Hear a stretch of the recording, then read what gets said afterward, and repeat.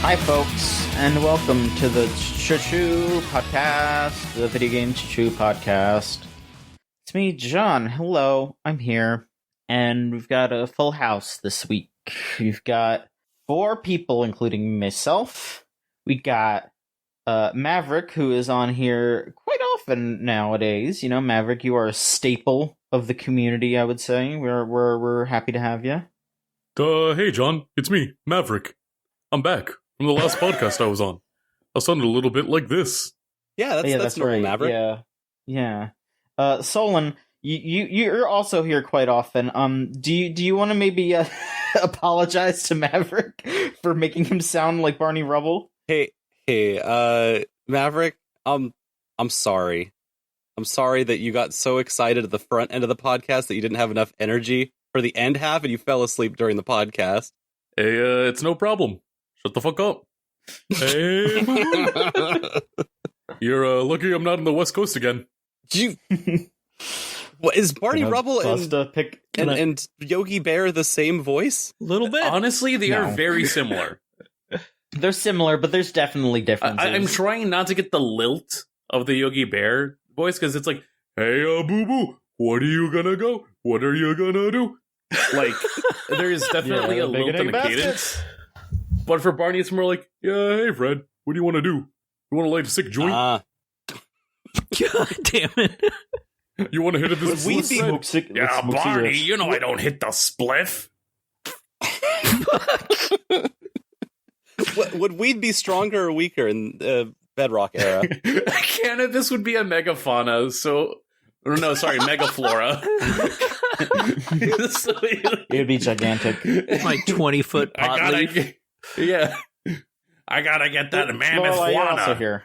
Lorelai, you're also here. Hello. Here. I am. It's good to be around. Hey, Lorelai, you remember that part? It's like right at the beginning of the new FF14 content in 6.1 where like someone just hands you this giant rolled map. Oh, yeah. But it definitely looks like a total split that you just hit off of. What 100% Estinian is going to hand me a spliff, and we're just going to go get high on top of the elephant outside the pool in Thavnair. There's nothing left to do, and we did Endwalker, we Endwalked, and now they all just all of the scions of light just hang out getting high. Yeah, I mean, how do you think you put down a burger like that? How's that burger? Delicious. Just very carefully. Do y'all want to do your Final Fantasy conversations here? Yeah, you know, sequester it to the front. Would you like to contain it? Might as well contain it all to one thing. But yeah, I do like raid teaching now. Over the last couple of months, I've gotten it was weird because I was kind of burned out because one of the fights is really, really bad. And then I started helping people clear it. And then I started teaching it to people. Yeah, then I started teaching all the fights to people, including Solon. I got to teach you the first one and most of the second one. Teach you how to spin that boss around like a top because it has no positionals to worry about. So you just spin it around like crazy when you're a tank, and that's fun. Yep. But yeah, teaching stuff has been the most rewarding thing. I mean, the new content is good, but the fact that I helped 33 people this week so far clear the last fight of the current raid tier just feels really, really good. And that fight is fun because you get to fight a Dracula who turns into a flying monkey Dracula. Which it's sweet. I've been noticing that you're basically, Lorelai, becoming this pillar for any of the FF14 communities that you touch. Yeah, where people look at you as someone who's in charge, and so it's really cool. Like, hey, if anyone needs help with any FF14 raids, ping up Lorelai. Well, the weirdest thing that happened is I was helping a group clear once with a couple of Solon and I's friends, Natsuru and Ashmage. Bless them. And In jumps into the party, like they're also joined by a tank who's leveling an who's building up an alt character. And it turns out it's the best Dark Knight in the world. And the only reason I found out was I was watching his stream. So I went and I joined them. And when I joined the party, his entire chat like started going, "Oh, that's De Broy. You're definitely going to clear now." And I was like, wait a minute. Have I become like weird FF14 famous? I am really confused. But it's like a weird, rewarding, like incredibly rewarding thing when you finish an incredibly hard fight that people have been, maybe they've been stuck on it for days.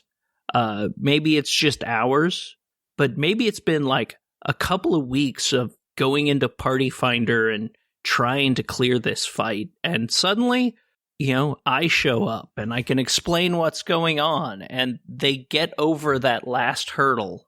And it feels just amazing seeing 5 of 8 people get achievements for clearing the fight the first time and things like that.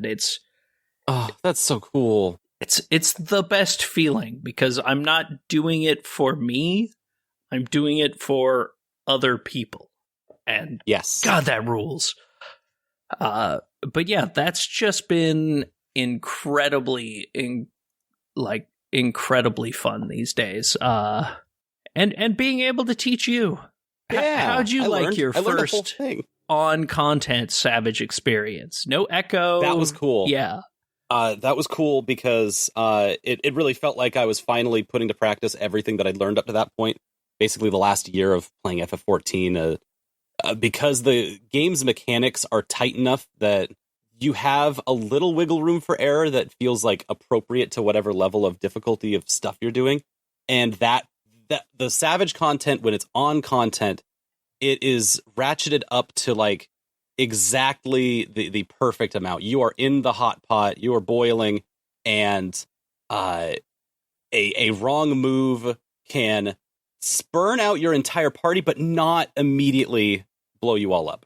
Like you have basically it feels like 3 strikes and you're out. Like, hey, if you mess up once, hey, we can fix that. We can save that. Just get back in the game. Mess up twice, okay, it's gonna get exciting now. We're gonna really have some fun. And then if you mess up 3 times, it's like, all right, you know what? This run, this isn't the run. Let's reset it. Let's get back. Let's just jump into the wall. Cool. Yeah. How have you been doing with the new update that just happened, 6.1? This is our first update since Endwalker released. And it's some more story stuff post the end of the game. Yep.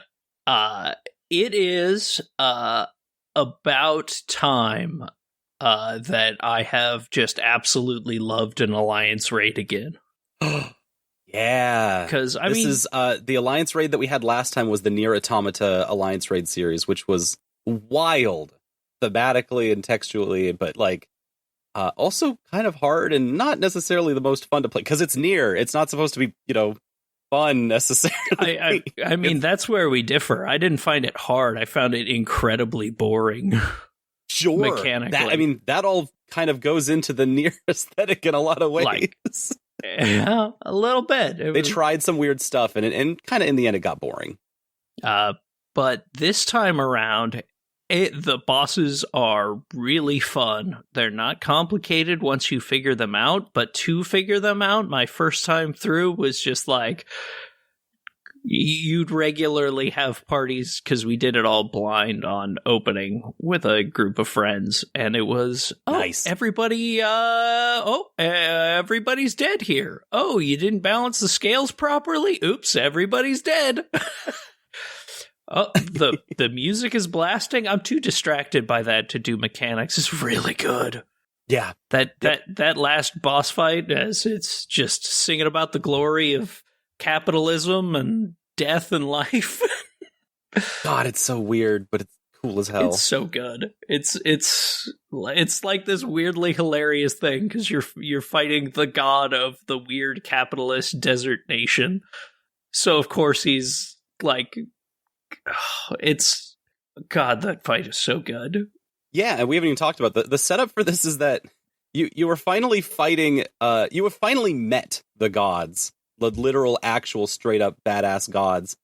And after all of this adventuring that we've done, these characters didn't actually show up except for in the character creation screen. It's the only place they've ever showed up in the entire series, other than like little art pieces here and there. You know, they show up as like this back set piece. It's like, hey, by the way, there's some gods that people believe in.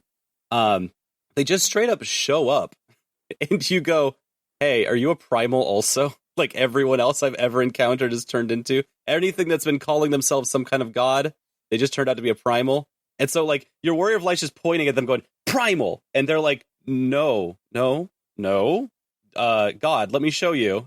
And then you fight, like, versions of them, like, you fight ghosts of them, and then you kick them at their ass, and then the gods go, oh crap. We're not primals, I promise. Please don't kill us. Well, it's really cool where it's going. Yeah, I just like the whole. Yeah, we're not actually evil, by the way. We were just saying that so you would fight us. it's no, it's just some weird like characters kind of talking out the side of their mouths at you, and you kind of have to take them at face value because, I mean, they're saying they're gods. They kind of look like them. But yeah, like content-wise, 6.1, really fun. I really like where the story is going. I'm pretty sure they set up the trial series, and it is exactly what I wanted from Final Fantasy IV to show up again. Then the dungeon had some really fun bosses. Oh boy, I really like spinning like a top. It's super dumb. Right. You were talking about tops earlier, but this is like, they literally spin you like a toy, and you have to just use rotational energy to get out of the way of traps. Like, you are spinning like a top, and it's very silly. Oh, there's a lot of silly stuff in this, and I'm so glad they're getting back to that, because they haven't really done it since the first Stormblood patch, which had also the treasure hunting dungeon. So, more, give me more. Any other highlights from 6.1? Really, it's just, it's well worth the time. Like, I'm really glad I stuck around for it. And, it has me really, really excited for where they might be going with 7.0. Have you gotten to play Team Fortress 2 inside of Final Fantasy XIV? Oh, God. Yeah, I've played way too much Crystal Conflict. I probably put 20 hours into it already. It's real. You staying on that point? You pushing the cart? Yeah, I'm staying on that point and pushing that crystal. There's a reason I've got like 13 wins in a row. Because I'm the only one that stays on the point. It's fucking Overwatch all over again. Just get on the goddamn point. Push it. Yeah. That mode is cool. It also is really well presented. Like, I step in and watch any of the people streaming PvP, and it looks fantastic. It's also peak 14. It's also super imbalanced and broken in a beautiful way that's actually fun. Yes. Like, yeah, it sucks if you're a gunbreaker, because that is the only really badly designed PvP job right now. It's just every class has like its thing that makes it broken that you can kind of exploit. But it's cool. Like every other class, oh my god, White Mage and Warrior are just stupid overpowered. Red Mage dropping a big cross on people is, oh god, the LP3s are fun. More of that. Awesome. More of that, and now I can dress up like a frickin' Super Sentai hero. Thank God. But yeah, I'm diamond rank. It's good. Ooh. Tell him. I play way too much. I should be crystal, but once you get up there, people actually learn how to play the game sometimes. Thank you for all the Final Fantasy 14 update. I think we've gotten the big parts of it.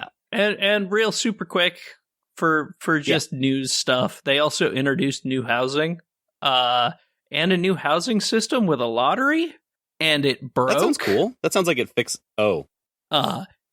You put in a bid for a house, you get a numbered ticket, and on a whole bunch of houses, the number 0 won. Did anyone have the number 0? No. Oh, no. So a whole lot of people pulled their money out, and now they just fixed the bug, so those people would have gotten their house if they had kept it in. But it's really bad, because like people are starting to like building bot accounts and buying entire neighborhoods. No. So they're having extremely massive problems already, which the entire reason they introduced the new housing system was to prevent that from happening. That's hell. They just cannot get housing right. When I bought my first house, I didn't sleep for 3 days because I was clicking a sign over and over. That housing system sucked. I was really excited. Just, okay, random lottery, that's cool. Oh God, it's just as bad. And now your Final Fantasy 15 minutes is up. Nice. I'm phasing back. I'm phasing back in. Hello. Welcome back, John. Mav, you doing okay? All right. I'm fine.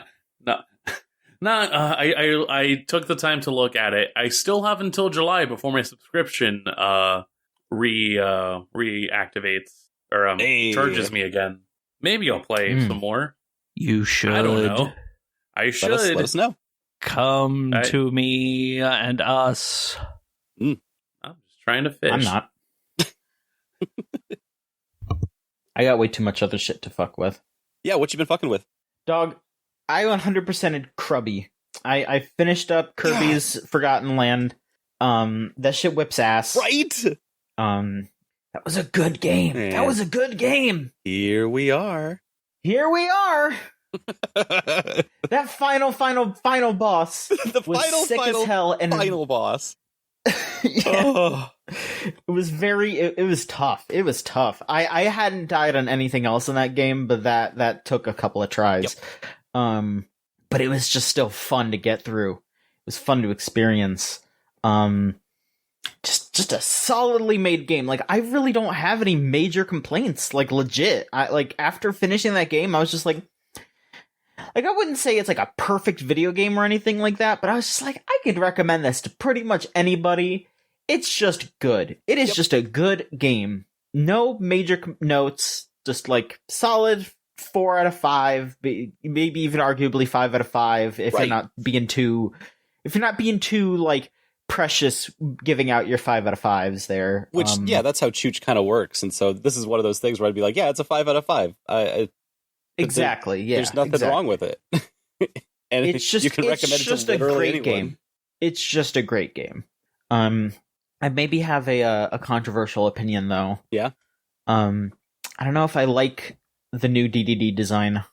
Oh, he's got like a longer face now. Mm-hmm. I don't care for it. I like round head DDD. You care a lot about your DDD, so that's an important thing. I like DDD. I like King DDD a lot. I mean, maybe I'll get used to it. You know, this is a new kind of concept. They seem to have based his design more on like the Kirby 64, Kirby and the Crystal Shards design. Yeah.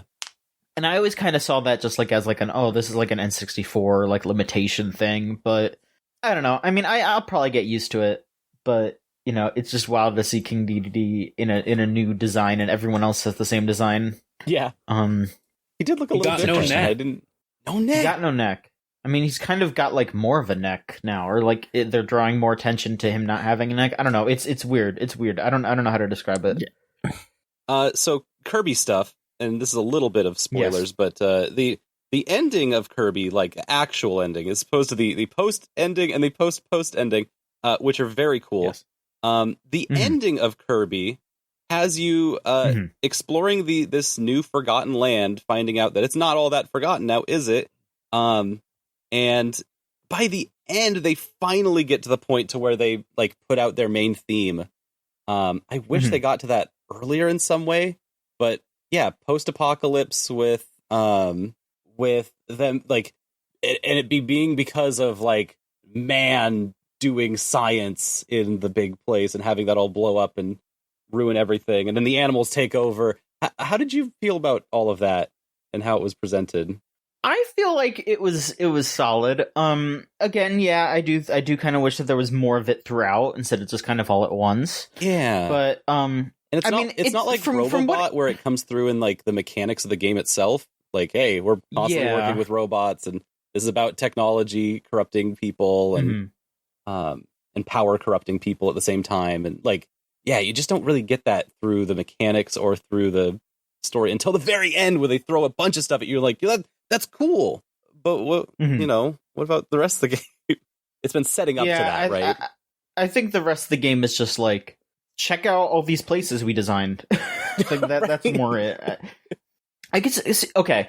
So I feel like this game might be like the sort of like triple deluxe experience to what Planet Robobot was for a future game. Like, I could see them being like, okay, this is them like kind of getting the concept down, getting the gameplay down, and then after that, maybe we'll have something a bit more concrete. Oh, that's such a good pull. You're right. I mean, like, Star Allies happened, and, you could maybe argue that was kind of the Triple Deluxe thing, but, like, here, they're trying something very different. Like, Triple Deluxe and Robobot were both 2D. Yep. And then Star Allies was also 2D. So here it's like, okay, yeah, we're trying out this new, like, 3D way to play Kirby. It does feel very different. It does have its own unique quirks, and they're also adding in, like, the upgrades for the copy abilities and all that different stuff. This is a very different experience. I could see them, like, taking what they learned here and moving on to something, and then maybe, like, trying to build more of a plot on top of it. No, that's a really good point. And then so they have Star Allies as, like, this 2D version, and then this is a 3D version, and they can keep going with both of those in a lot of ways. Exactly. God, that will be cool, because you're totally right. Yeah, I mean, if it, like, they could keep coming up with new ideas, or hell, just like if they just have like a Star Allies type thing where it's like, okay, yeah, here's another 2D one where you team it up with all your friends, and then they do another 3D one that's like, this is more like story driven, like wide open, challenging experience. I think that would like more exploratory. I think that would be a neat way to take the series. But yeah, I mean, I'd say like the general conceit of it being like, this is a world where, people were trying to like, this didn't seem like to be like a violent apocalypse, per se, or anything. It kind of just seemed like the people who lived here just like they expanded, they grew, they found something else, and they left it behind, and like, the animals took over and had a life of their own, but they were so separate from everything else. They felt forgotten, not just by the people there, but like from the rest of the galaxy, the universe. And so, them having a connection to Popstar now is like that's a really lovely thing. I like that a lot. And then just them being like, oh, well, we also have this like lingering evil that the past just like they just left it there, and we got to clean up after it. Right. And, I think that rings true for today even, you think about how like so many like corporations and people are just like, like leaving climate change to the future, or like just letting wars happen, and, just being like, other people will clean up after we're gone. Like I think it's interesting to look at it in that way and just be like, hey, yeah, you know what? Like that it sucks, but also we could do it. We can, if we work together, we can fix shit, and we can come together and have a place to live, and it won't be all for naught, even if we're left behind by those that came before us. Mm-hmm. Like, we're still here. Yeah. And that's what's important. And we'll save every Waddle Dee along the way. Got it. We sure will. Yeah. All 300. But like those are probably my favorite puzzles in that game. Like, I had which ones? Just kind of the hidden ones and the tricky ones, or just like the hey, do this challenge, like the treasure roads, not the treasure roads, but like the ones that are in stages that are involved in things like let's go early game with like the mall, go through the mall without getting lost, or hey, drive here without falling off the edge. It's like nice little challenges that get a little more complicated as you go, that end up being like little fun things that add a reason for me to jump back into the stage because I actually want to get everything instead of like feeling like I need to necessarily. It's just I want to because they're locked behind a fun challenge instead of just break a wall. Mm-hmm. Yep. Yeah, it behooves you to explore a little bit more because a lot of those challenges are just like find this side, like this little alley, or go down here and get this item, or just like interact with the world in different ways. Like, oh yeah, go find a little beach chair and then use the sleep ability on it so Kirby can get some sleep on the beach. Like it's just cute little things like that, and it's fun. It's very cute, and yeah, I'd recommend it to anybody. So every power-up in that game becomes something awesome. Just all of them are extremely useful and have their quirks. And I could say great things about every single one of them. Were there any of them that you didn't like? Any of the third stage best? No. I felt like all of them were fun in some way, shape, or form. That's wild, because that's not what Kirby's like historically. One of them sucks. Here and there, you will find one that sucks, but I think it's cool. Like, it was smart that they narrowed it down to a smaller selection, because then they could refine them. Like, I mean, hell, even like some of the stuff that I wasn't like crazy for, like I didn't really use the drill power. It still works. It's still fun to use, and I perfected so many bosses with the drill power. It wasn't fair. Yeah. My favorite was the gun. I liked the ranger ability. I just like to. It's just very funny, especially like how in the 3D space, it's really fun to just like dodge an attack and then just start mashing the button and just start like fucking bombarding them with shots. Like that's really fun to me. I also really liked that they made sleep viable. Because when you level up sleep, you get deep sleep, and when you use it, it gives you like a random boost. So before I would go into like a big boss fight or something, I would just go into the Waddle Dee's weapon shop and just spam deep sleep until I got like more speed, more power, and double health, and I would just be like, "Fuck it, let's go." What? I didn't know that. You could do that. Stack them. I mean, you could stack 3 of them. You can, like, there's if you buy the attack strength power up, you can stack it so it'll go longer. But it doesn't do that if you use deep sleep. But you can stack speed, attack, and health with deep sleep. Oh, that's very cool. Yeah, it's just like, I mean, like it certainly helped me getting to the final boss. Going through the earlier stuff, because you fight the ultimate boss by going through like a big like tournament. Yeah, you have to do a boss rush to get to the final boss. Yeah, so it's difficult, but God, yeah, very good game, highly recommended. Please check it out if you have a Switch and have the funds to do so. It is very cool. Maverick, let's check in with you real quick. What's going on your end? Yeah, that's me. I'm Maverick. Hi. Hello. No, I feel like it definitely has been a moment where I'm kind of just like in those ruts of like, what do I want to play? What do I actually want to like get into?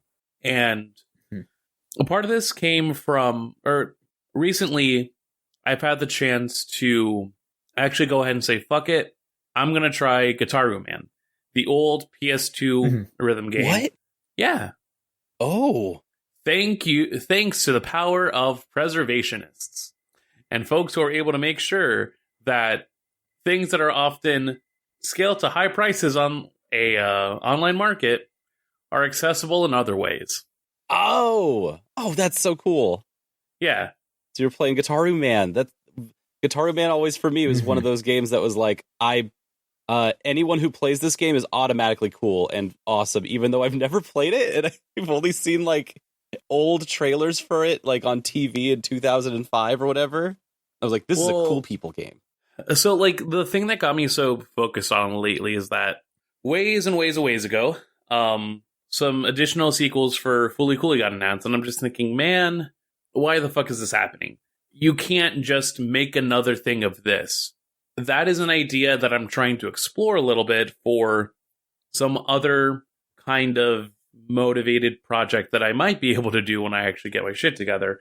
But that being said, it also kind of led to this idea that if I have to think laterally about stuff that got released in the early 2000s with a similar vibe, it's Guitar Man, and almost no conversation exists that really, like, hits on the similarity between the two properties, which I'm surprised by. It's like, so, they're just like very parallel pieces of media that really just get to a similar message overall. But, you know, Guitar Man is this old game by the developers that would then go on to make Elite Beat Agents, the Owendon series. And so already, you know, the big appeal is that it's a rhythm game apparatus that's separate from what was like going on, especially in like the late 90s, early 2000s, where they're just figuring out how rhythm games are supposed to work. So you have Parappa the Rapper, you have Dance Dance Revolution, you have Beat Mania, like all these different iterations of what you can do to simulate rhythm for a game focus. But here, every song is divided into a bunch of different segments. You know, you have a charge focus where you're literally like doing rhythm to charge up your life bar. Then battle, where it's equal parts dodging attacks and delivering attacks, because in a very short way to sum up that story, it's you're a kid who ends up being like the chosen one in a way, but your chosen one is an everything instrument that lets you be cool. And also you're a shitty little boy that has no self-confidence, so learn a little bit of self-confidence, you motherfucker. Yeah. Which, yeah, dweeb. You fucking dweeb. You won. You gotta be less of a fucking dweeb. Take a hit of this spliff. That's me mimicking spliff. the dog. Yeah, the Gitaru spliff, man. But, not like, so part of the actual gameplay is the fact that for anything that involves you actually hitting the Gitaru, you are guiding your analog stick on what they call like the track line. Literally just a line that you just have to point your analog stick with, and then a series of notes will come up that you can just hit any of the face buttons with. And it'll be the rhythm that you're mimicking for the guitar part on that designated song. Everything else is personified through your enemy's instrument motif, whatever that might be. If it's like a other guitar, if it's a trumpet line, a fucking EDM beat, and their rhythm, you're matching with the face buttons because you're dodging their attacks. And it's that back and forth during the battle segment until you hit the harmony portion, which is just you, like, after a specific amount of HP drops from the enemy, it's like, all right, you know, clear the sequence, you're done. Very simple setup, but it's hard as fuck when you don't actually have the proper physical game. And so even on a wired controller through USB connection, there's just enough latency that it's like, I'm fucking up, I'm missing these things, I know that I have them, but all the same, it's super fun. And like, I don't know, man, I wish more games were eager to explore different varieties of music.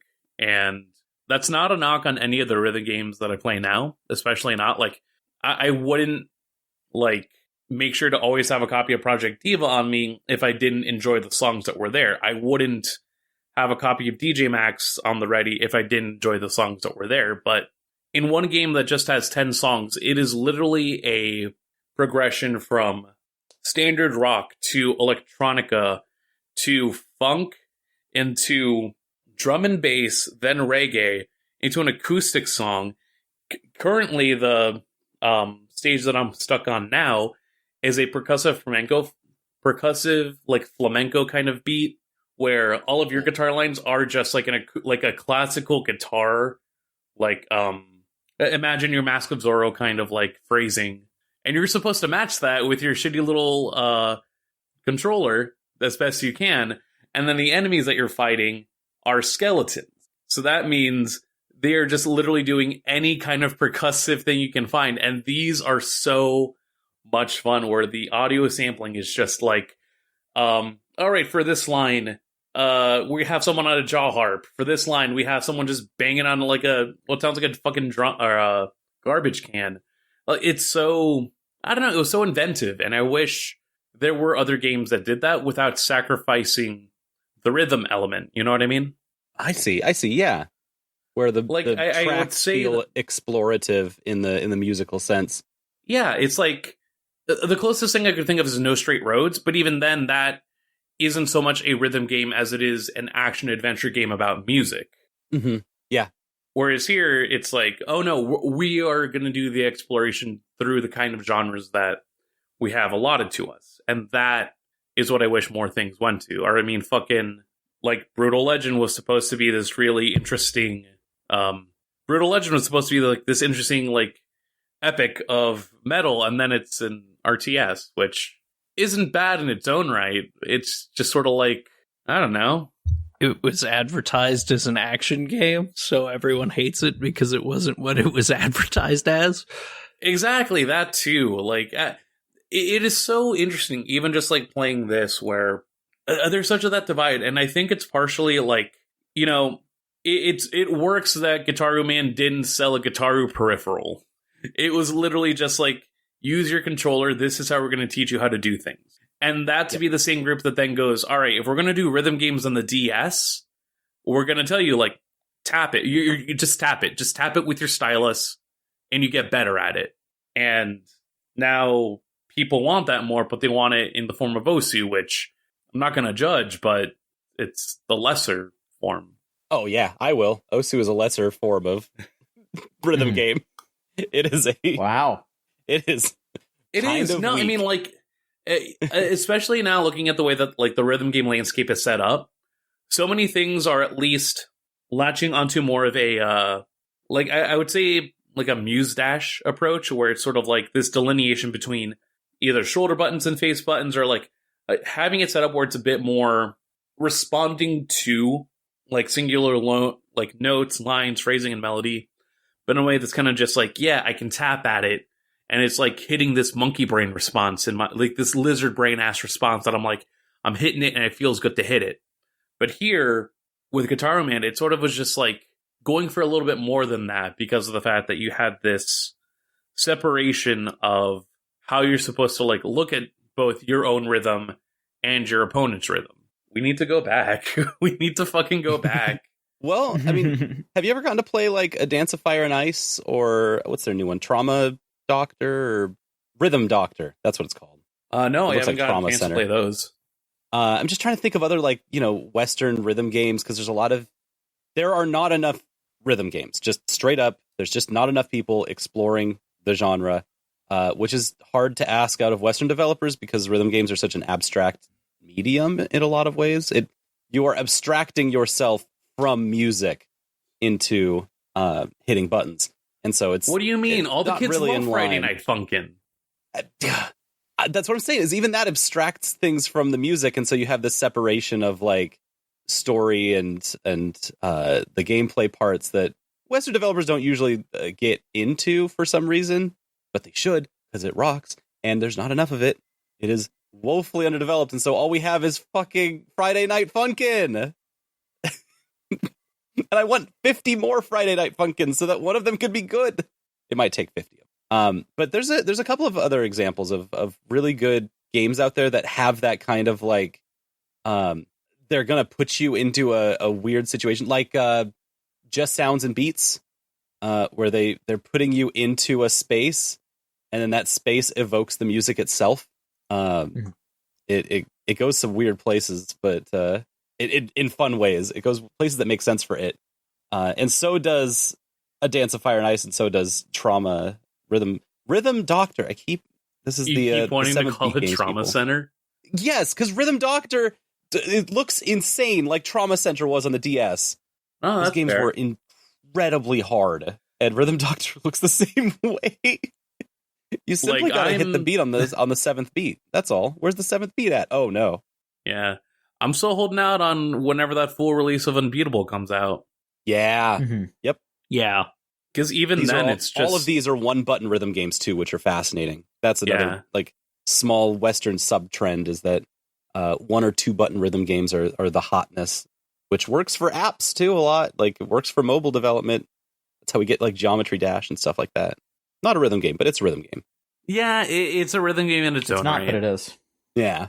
But no, check out Guitar Man. Check out just, man, I don't know. Like, it's a specific sheen of early 2000s nostalgia. It is. And also It's a cool every people stage game. It's a game for beautiful cool game. people. Yeah. Every stage ends with like this whole like soliloquy that's like translated into like some other iteration of like, don't give up on yourself. Keep trying. Wow. Oh, that's cool. That's good. I'm glad you enjoy it. I have that game and I played a smidge of it, but you know, it was on an HD TV, so not the best way to play something like Guitar Man. No. I was No, gonna you- say like, do you? So I know you have the actual copy on PS2. Are you playing it just on your PS2 connected to an HD TV? Yeah, I mean, I'm probably eventually going to get better wires and a setup for that, you know, like that's something that I definitely want to do in the future. But yeah, for now it's just a PS2 on an HD TV because that's just what I have access to right now. Yeah, Which I was is gonna so say close like, to perfect, but the lag on that is going to be just a little weird. Yeah. if you get an upscaler, that's For- at least I hear one of those things that'll help out. Mhm. Yeah, exactly. Like it's again, it's something I'm looking into. I'm saving money for a bunch of different stuff right now. Yeah. Solon, let's Hey. hear from you. What's up with Solon? Oh, I've been playing a lot of games lately. Just a ton of them. All right. One of the things that I've been Bang trying through to it. do. Oh, I'll get through it quick, because one of the things I've been trying to do is play the entire series of Namco games. And Okay. I started talking about this 2 weeks ago, where we were going to be playing a bunch of Pac-Man, a bunch of arcade type games, and we Mhm. opened up the arcade, the GameCube 50th anniversary Namco collection, which is wild because that means that they were that came out in 2005, and so that would have been 1955 is when Namco started, I guess, making toys or something. I'm not entirely sure, but it's 50 on the GameCube. Yeah. Jeez. So there was a lot of weird stuff inside of this game, because when people didn't make a lot of collections of games in 2005. It was mostly just Namco and like Sega putting their arcade stuff together. And in this one, they wanted to give you the very real experience of being in a arcade in the 80s. And to do that, it's basically like they give you emulator tools for like 10 or so different arcade games, but the main menu for going through these arcade games is you cycling through a bunch of arcade cabinets in an arcade. And the way they situate that is that they play actual licensed 80s music. And so I'm like trying to stream this and then suddenly panicking when I hear Oh no. when I hear Working for the Weekend by Loverboy. When I hear Let's go. Come On Eileen, Dexy's Midnight Runners, Come On Eileen, and like I'm like, oh no, We're gonna get in trouble. gonna get so much trouble. Did they have We Built This City? No, but it was so similar. They had She Drives Me Crazy. Bum, bum, bum. It's Your Love by The Outfield. no. They on. have 5. There was only 5 of them, and the other one was Joystick. Joystick. The group's called Daz Band. I'd never heard of this one. My dad had fuck? taught me so many 80s like arcade type music, because that was what he grew up on. That's what he lived that. And my dear friend Morat came on, is like, oh yeah, no, this was the shit. This song was like the first ever video game ass song called Joystick, and you know what it's about. You know what kind of joystick they're talking about in the 1980s. I'm glad that this is the influence of a post Yellow Magic Orchestra world.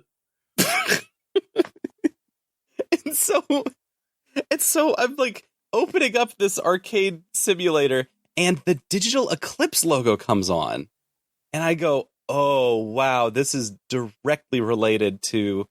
We did the SNK 50th anniversary collection just a couple years back, which was Digital Eclipse coming back after. It's weird. They have a really cool history that I think is kind of interesting, where they were emulating a lot of. They were building emulators, emulation like engines is how you'd call it. Building emulation engines that could run all sorts of different kinds of code from arcade cabinets and from this and that, and compiling them into big collections. And so this was one of their first ones. And then they got bought out, and then they almost folded. And then the Digital Eclipse we know now is, I think, largely a different group of people, but picking up the mantle to make what we now see. Anytime you see Digital Eclipse games, those are like really well preserved artifacts. And like, this is the opposite of that. This is kitschy and hip and hopping in and trying to get it like a very specific aesthetic before actually caring about, well, you know, they get the games in there, but they don't try to go deep. It's like, hey, here's a place you're going to play Pac-Man and Dig Dug and Rally X. You're going to play Galaxian. And they added a couple of other extra ones that were interesting, but like, they just wanted to sell this idea of you going to the arcade, and to do that, they brought in the romantics. But yeah, that was exciting. Just really interesting seeing, like, I wanted to look at Namco history, and instead I got a completely different experience. Speaking of the other Namco stuff that I got to play, big highlights was Soul Calibur. Ooh, that's right. Soul Calibur 2 is still the best fighting game ever. It is extremely expressive, while also letting you play as every character, because every character has a similar like bone structure to their moves. If you dash forward and hit K, if you hit your kick button, that's going to do a slide. You're going to dash forward, you're going to do a slide. But every character has a different way of sliding. So like, your intention is still the same across every character, but their style is different because they're different. And so depending on who you pick, you can express the same skeleton of moves, but in completely different ways.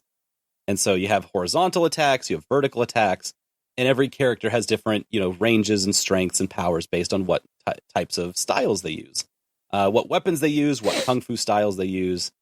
And so because of that base, like, skeleton, it's really expressive. Because then after that, once you get outside of there, you start mashing special buttons, which are usually combinations of horizontal and vertical attacks and in a direction. And every character just has the weirdest and wildest sets of like stances and moves and stuff they do. And so it's really easy to explore. Unlike a lot of other fighting games that I run into that are harder to explore because every character has a bunch of different buttons that all do different things. And they have different strings and attacks and stuff. Soul Calibur 2 especially, and 1 I found out. Soul Calibur 1 is also really good at this. If you drop a combo, you can just pick up, you know, hitting a normal ass move is usually really good. You don't have to combo into anything and feel like you're doing a lot of damage. And so, yeah, there's a lot to be learned from there. And then the game series gets weird. It gets really weird because they start adding features. And so Namco starts transitioning out of making these arcade games, Soul Edge, onto Soul Calibur for the Dreamcast, onto Soul Calibur 2 for everything except the Dreamcast.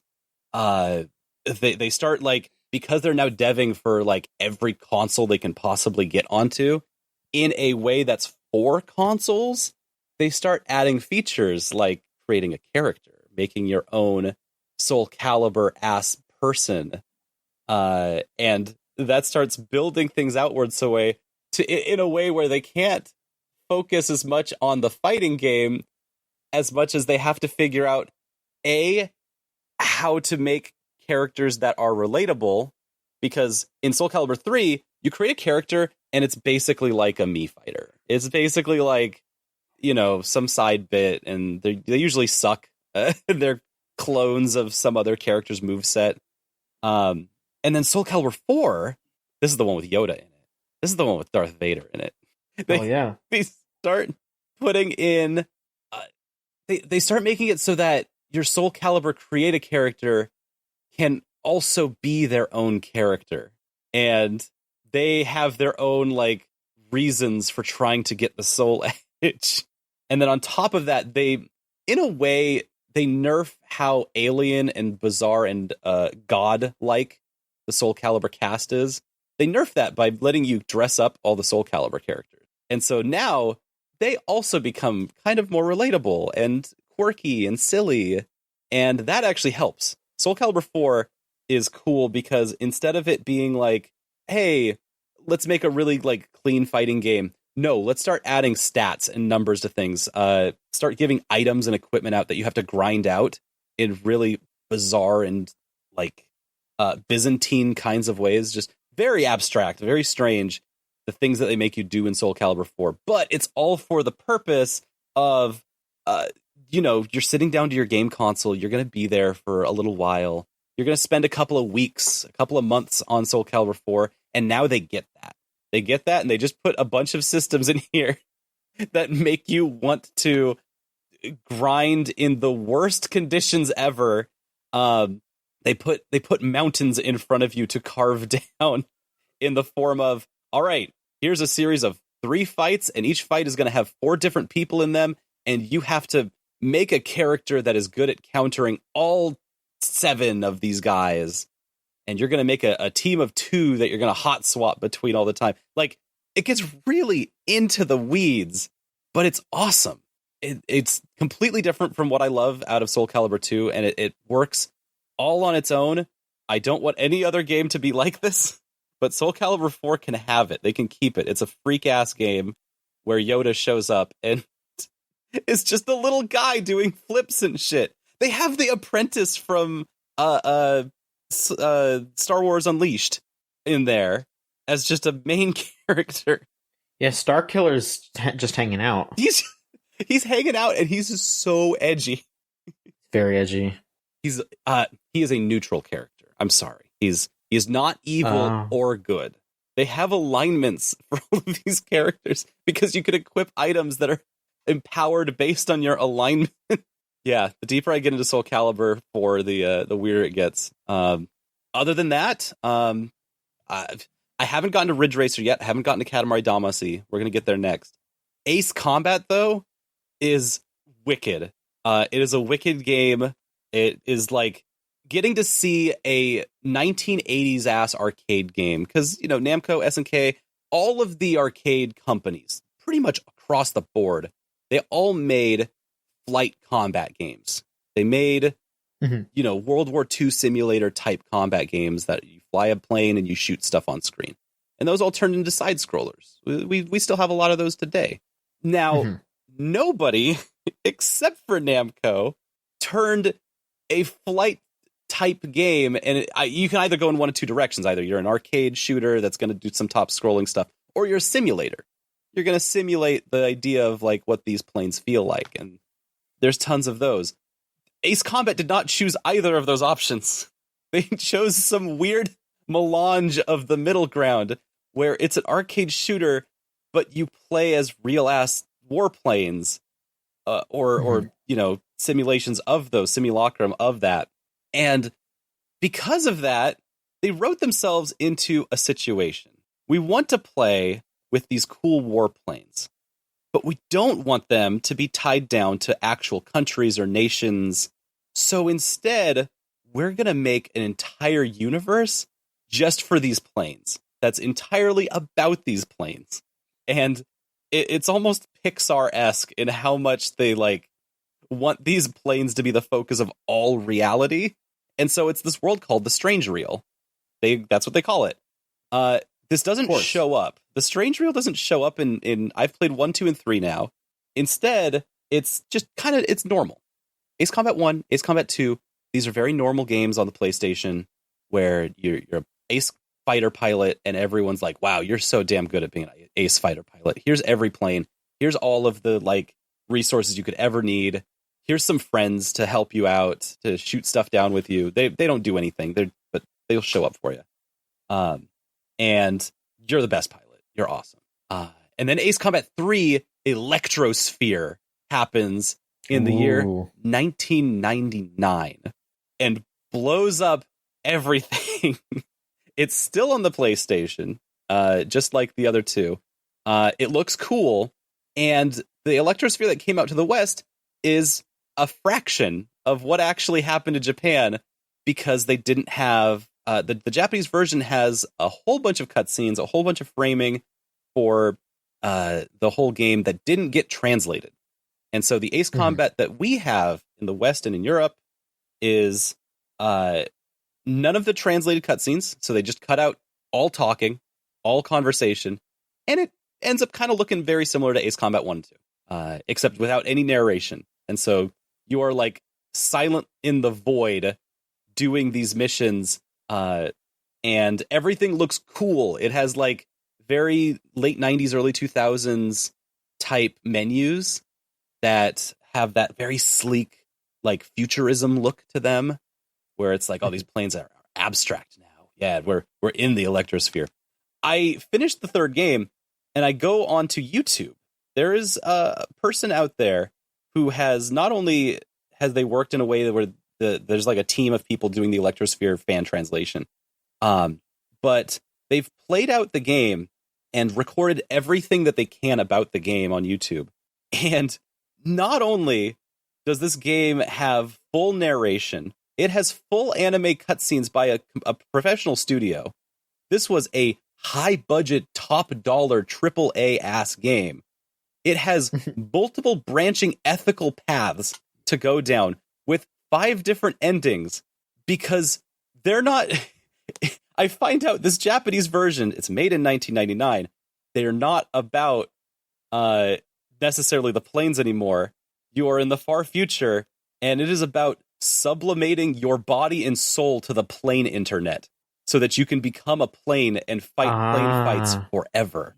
So you get to what go you're to saying, Ace Combat Heaven. Mm-hmm. Serial Experiments plane.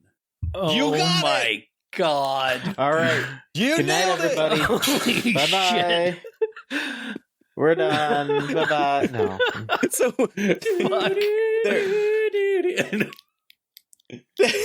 Namco is high off their shit in 1999, and they're smoking the same stuff the Matrix is smoking, and they all put it into Ace Combat of all places.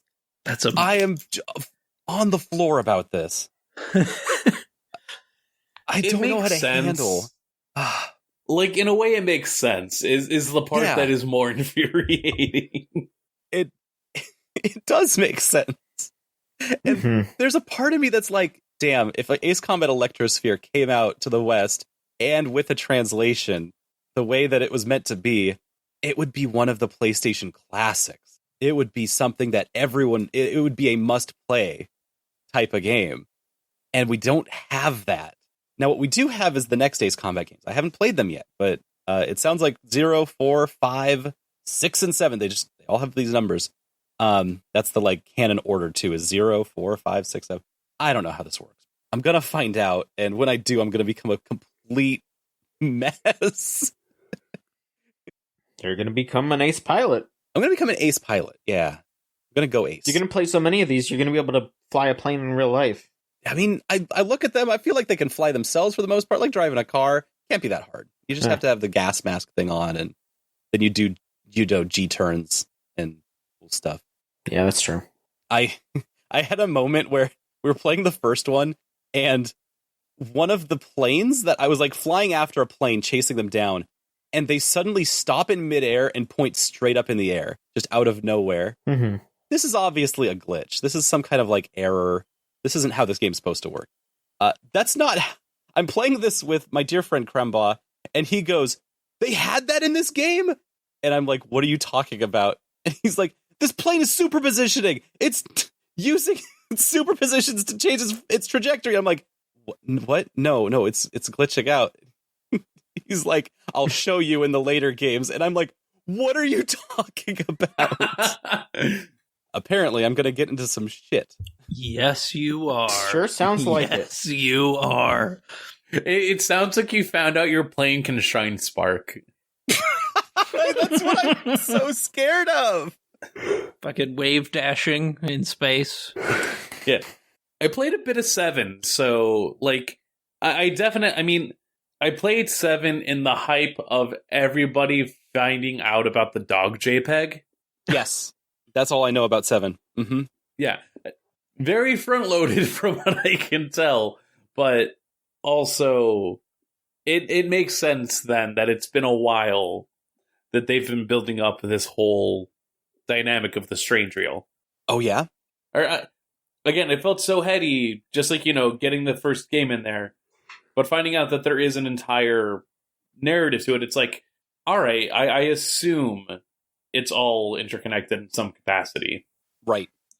And it's a beautiful statement. Like, the whole reason that they put all of this together is so that not only can you have a bunch of real-life planes flying against each other, but also so they can strip it away from real-life politics, but also so that it still connects well enough that it has impact.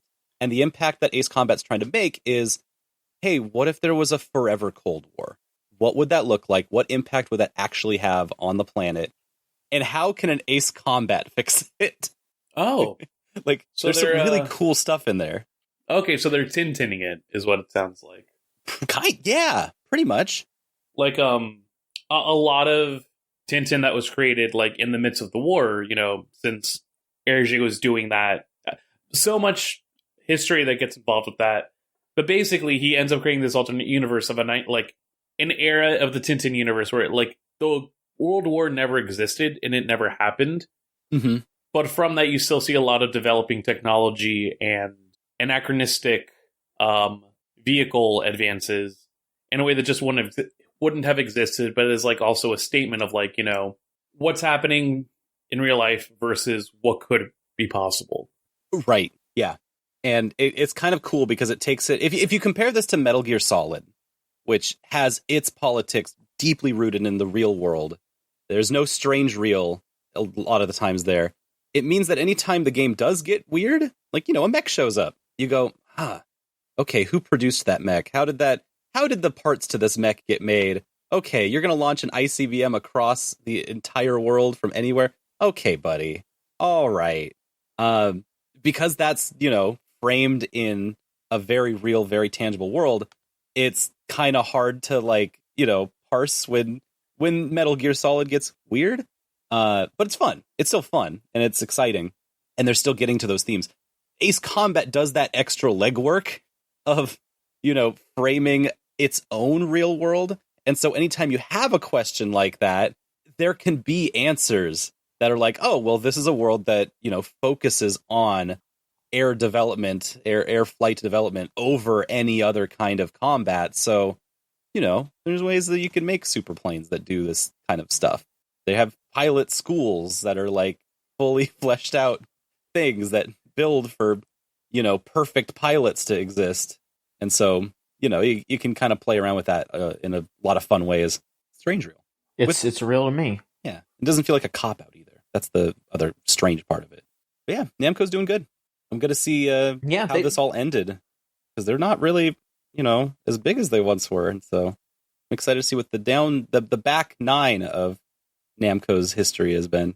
See, the thing with Namco is that I think they've kind of conglomerated a bit. They've figured out what they need to keep doing to make a bunch of money, and they're focused because it's like, okay, yeah, we keep doing Soul stuff, keep doing anime games, and that's it. That's all they really need to do. And here and there they'll be like, okay, yeah, we'll do some sort of Namco museum collection. We'll do something for Pac-Man here and there, and it's like, maybe they might do a new .hack thing. That sounds like something they might be doing, but who fucking knows? They don't need to do it. Who cares? Yep. I mean, that is also now Bandai Namco.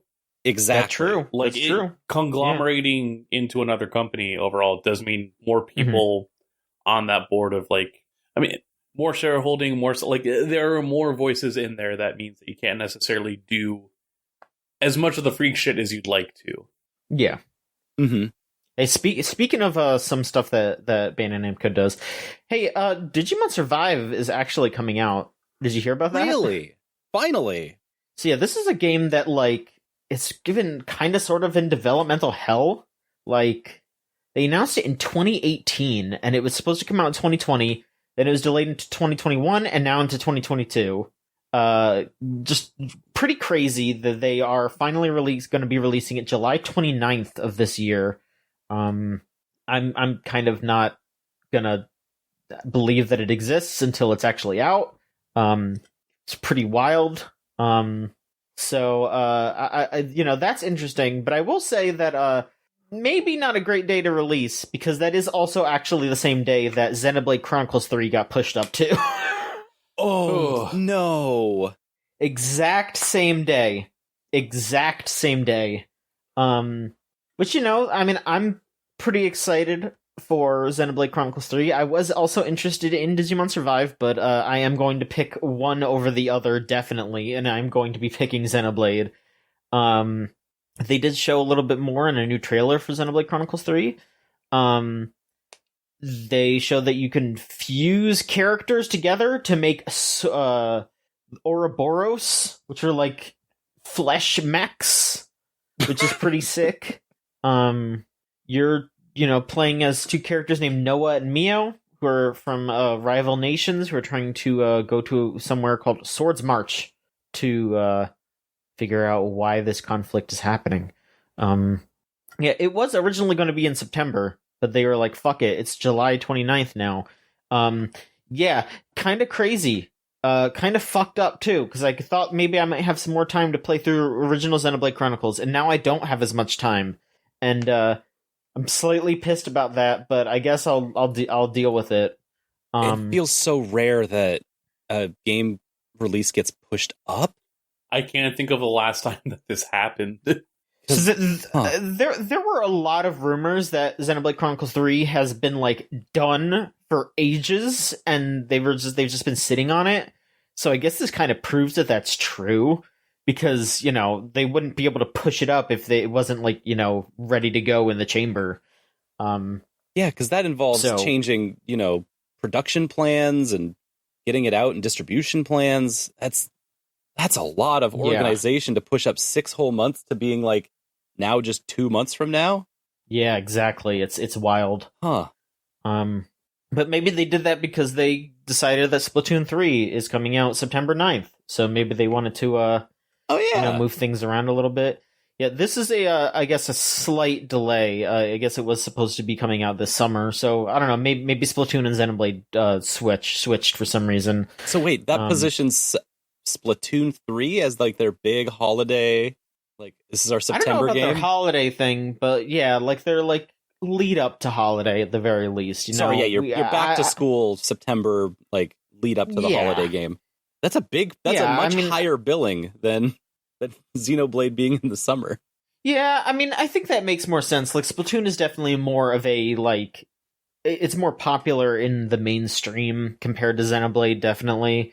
Really? I could see them being here's our summer game that we're just putting out that is this big RPG that's more niche, and then the back to school, chill, fun game, Splatoon 3. Mm-hmm.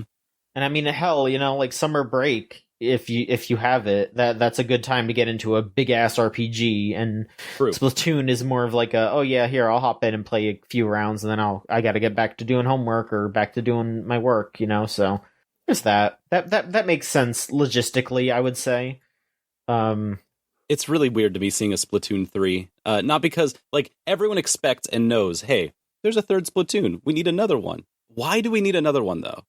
And I'm not getting that answer from Splatoon 3, because it looks exactly the same as the second one.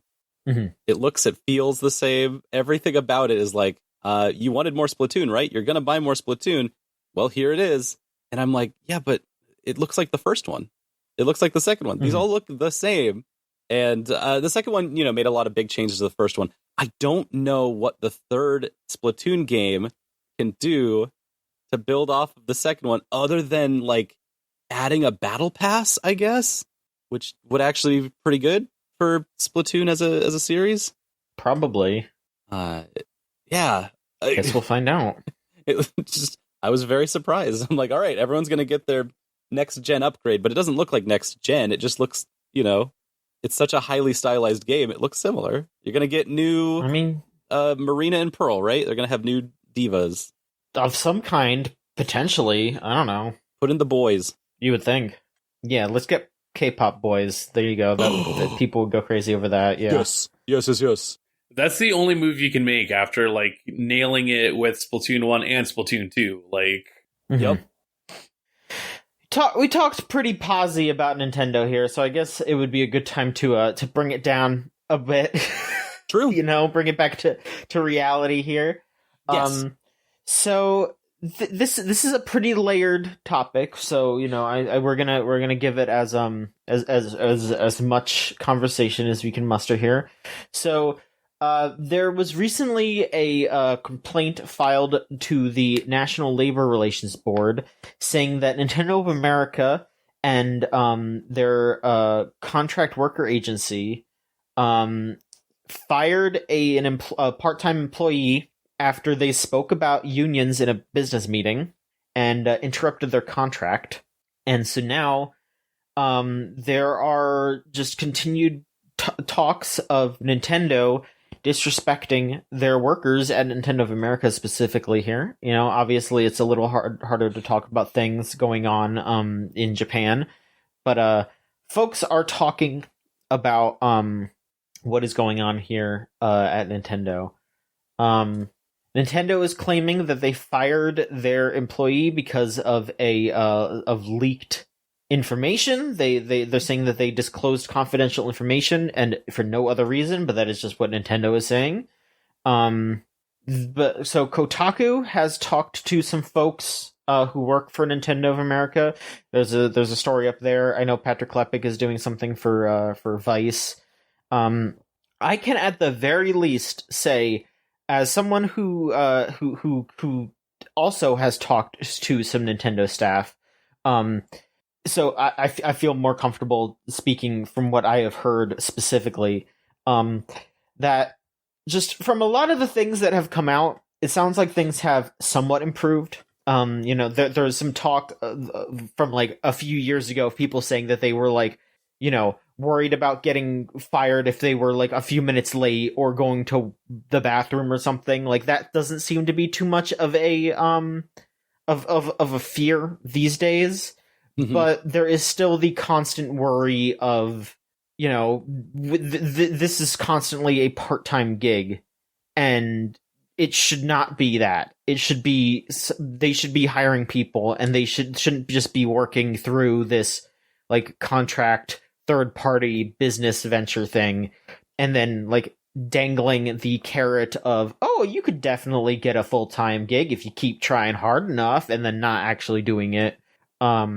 There's, just a lot of just like job insecurity. There's a lot of turnover. There's a lot of people who they have a they have a policy where I think like after each like contract, you have to take like 2 months off with no pay, and it's basically like they basically fire you and then rehire you again. They like to draw up a new contract so that they don't have to give you benefits, give you better like a raise or anything like that, because it's a new contract. It's a new, they're not like keeping you on. They do give you raises on those contract upgrades. They do. That is a treat, a little benefit that you get if you keep your contract going with them, but they make it an individualized choice where they go to you and make you have to answer the question, will I continue working for this job? Because they want you to say no. Yeah. It's not, that's the thing, is that like, this is not like the fucking absolute dredges. We're not talking about an Activision Blizzard thing, but this is still absolutely a workplace like it is a workplace that is taking advantage of workers and their passion for these games, and for, just they're not crediting people enough. They are not respecting the time of those that are putting in the effort to, do QA on these games, and translate and work at the call center to get for people who are asking for help for their games and all that. Like, it is absolutely something that is it's wrong. It is not the right way for a big company such as this to treat their employees. And so, I absolutely agree with the overall concept that people are going around and saying that, yeah, this is something that unions could fix, like actually having a place at the table and saying, no, we should be full time. We should have benefits. We should, just actually be full time employees at this company. Right. I also have contacts close to the source, and I in no way feel comfortable talking about what they've said and won't.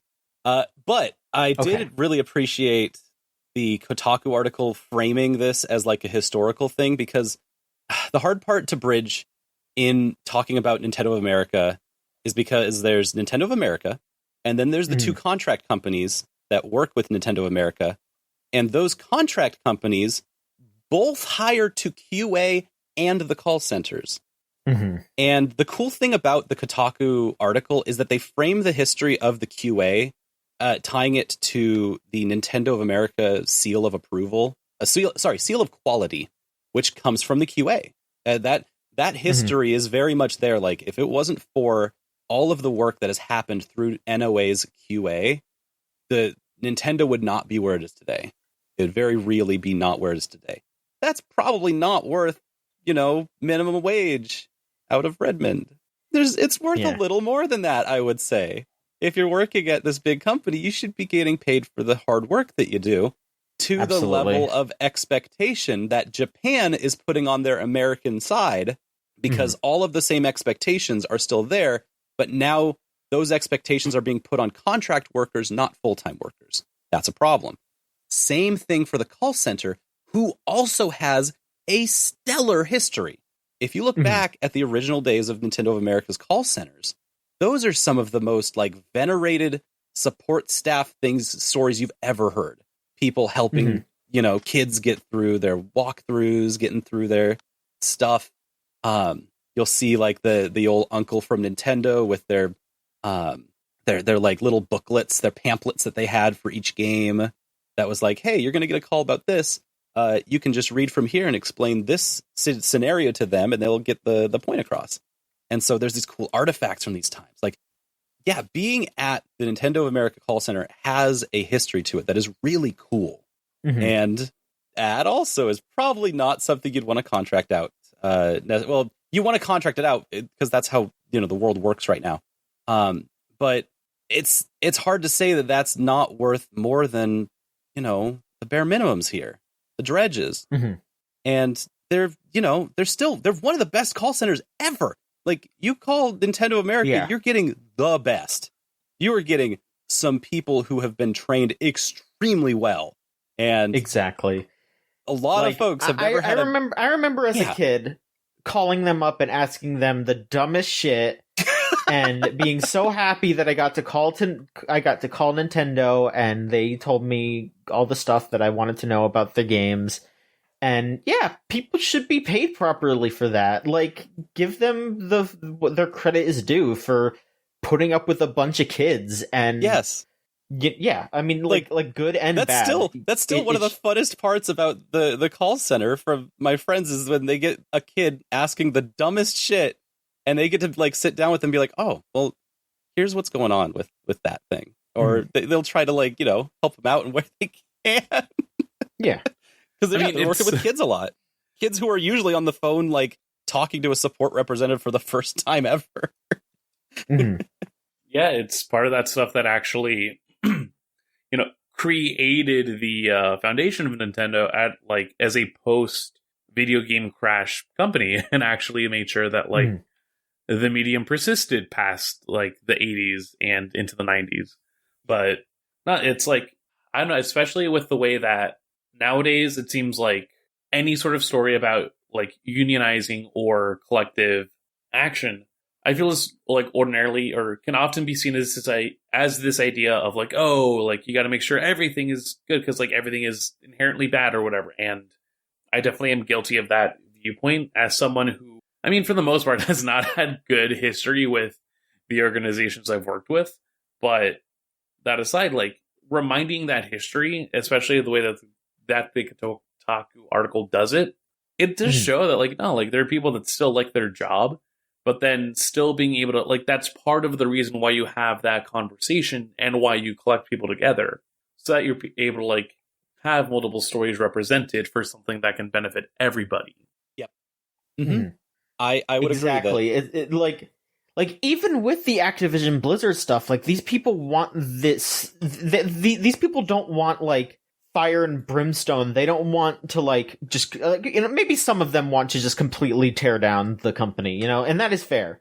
But a lot of these people just want to have a good place to work, and they want to have support with the people they care about, their coworkers, and that's what's really important with all of this unionization talk. Like it's that way this collective, these folks working together can do so and be happy, and comfortable. The hardest part about reading complaints from previous workers who got fired is that every time I read one of these complaints, it is obviously people who cared the most about their work and the company itself. Yeah. These are people who they're saying things like, I want to be able to represent Nintendo the best I can, and then I stick my neck out to help Nintendo and they cut my head off. It's like it's not good. Now, what I would say is that anyone who cares about Nintendo of America and is working at Nintendo of America should absolutely be pushing for unionization as hard as possible. It is the most important thing that you can do, not only for your coworkers, but also for the legacy of Nintendo of America, something that anyone who works there has a lot of pride in. That if you want to restore the identity of the uncle from Nintendo, that's the way you do it.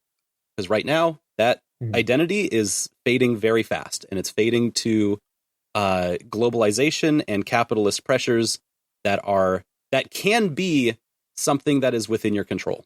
And that's the choice. It's not an easy choice, but with enough communication between all of these forces, if you can get the QA and the call center workers to talk, which they don't want you to, if you can get them to talk, that's the hardest bridge to gap. Other than that, look, Western Washington has tons of resources on unionizing.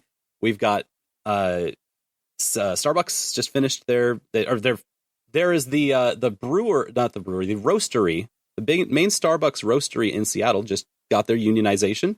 Amazon is starting to push on their fronts as they can, and it would be completely normal for anyone from NOA to be able to call up one of the local representatives, especially if they connected with the union teams that worked with Raven, with the Activision Blizzard union vote that's going up now. That's the communications union. I forgot their name. It's one of the main ones, but they work with literally QA and call center. That's like what they do. And so there's a very clean and clear route. And the hardest bridge that they have to gap is getting QA and call center employees to talk together, which is very hard during work from home, but not impossible. And one of the routes for that might end up being stuff like news, Kotaku articles, getting to talk to Patrick Klepek. Those are ways that might actually help getting people connected. More NOA stories from people who wanted to be more proud of their work than they were able to be because of Nintendo's, kind of foolish contract stuff. No, there is a route through this that is really exciting if people take advantage of that. And I pray that they do. Anyone else have anything to say on here? Or? Okay. I guess if we could continue to talk a little bit more about unionization stuff, some good news with regards to some unionization stuff here. The National Labor Relations Board ruled on Friday that Raven Software's QA folks will be able to vote to unionize. They struck down Activision Blizzard's attempt to turn it down here. Yeah, it sounded like Activision Blizzard, they tried to make a play. They tried to pull some skeezy shit and say, if you vote to unionize, you're going to have to vote with every single member of Activision Blizzard and Raven and King and all of them. And like Raven came back and was like, no, that's not what we're doing. And if they canceled the vote, and so they went to the NLRB, and the Raven and the NLRB were like, no, that's illegal and you can't do that. We're doing a vote in 2 weeks. It's specifically for Raven, which is the important part here. Yeah, and like Activision is going to continue to try to, fight it, but it seems pretty cut and dry here. That it seems like Raven is going to be doing their best to rock this vote and unionize. It's so exciting. It's exciting. I think that it's going to go great. Just the recent history of unionizing this last month and a half has been awesome. It has been. It's been inspiring. It's one of the coolest things you can look at right now is just seeing how many different people are unionizing in cool ways. Not in what you imagine a union to look like, but a union being the collaborative efforts of you and your close coworkers, not necessarily, hundreds and hundreds of employees of a mega corporation. And so like you can unionize your department. Yeah. You're part of a company, and it's awesome. Yep. I love this company. But no, like I dig it. I dig it's growing pains. Things are gonna be, in flux as they are as they're going. Yep. But it's good news so far, I would say. I'd say things are moving forward in a good, interesting way. And the more the workers you make small unions, the much harder it is for anti-union like groups to single out any one large union. And so, they can't stop us all. And they aren't. They're failing to stop any of us. They will not. All right. Let's talk about some games more. Does anyone want to hop in specifically? Anything that y'all have been playing? I'm pretty good. What I've been playing, like, oh my god. So there's a thing in early access on Steam right now called Vampire Survivors. And that's right. Oh yeah, there is. The music is fucking incredible. How to describe the game? It's a bullet hell where you are the bullet hell. I had a game going before the podcast started where I have a spinning laser series of 8 lasers that goes around me, along with a bird that shoots lasers flying circles around me, along with whips that shoot side to side, scythes that shoot out in a circle, and Bibles that circle around me. And I'm just standing still and watching. I'm at 76,000 kills in this half-hour run so far. It's fucking stupid and incredible. It might be like the most fun I'm having with a game right now, where it's just this thing I can click to it in the background. I can kill 100,000 things. I can unlock a weapon that is just cats that when they bump into each other, they start fighting and leave a cloud of death on the ground. I mean, everything in there is amazing, and it's like $3. It rules. I like to think I like to think that this game, Vampire Survivors, is like what Van Helsing thinks that he's all about in his head. Yeah. I'm so epic. I'm killing a million. It's so stupid and incredible. Like more games that are just fun.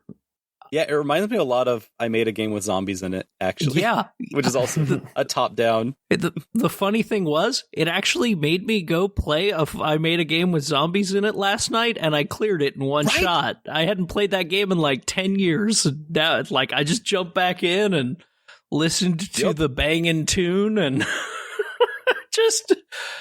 Oh, God. Yeah, no, it's such a good bargain, and also the fact that it borrows a bit from just idle game trajectory, where you choose your starting character, they have like a weapon associated with them or whatever, but then you just go, like, rack up kills, level up. It's so easy to get wrapped up in. I've unlocked the old man, and that is my like go-to. Wait until you get Demario with his Bibles that all have he has increased projectile speed and reset time on his things. So once you get the Bible to level 3, it's just permanent and spins really fast, so you're pretty much invulnerable. See, that's what I'm banking on. That when I saw the Bible for the first time, I'm like, oh, this has potential. I just have to get there. Getting the person with the garlic, which it just gives you like a field of invulnerability that then also like as you level up, like resets or like has like smaller time for regeneration and stuff. Like, it's so good.